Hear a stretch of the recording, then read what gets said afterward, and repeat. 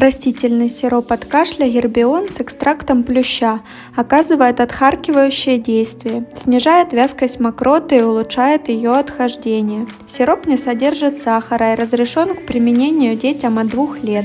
Препарат дозируется мерной ложкой, которая идет в наборе в соответствии с возрастом ребенка. Сироп принимают после еды 2 раза в день.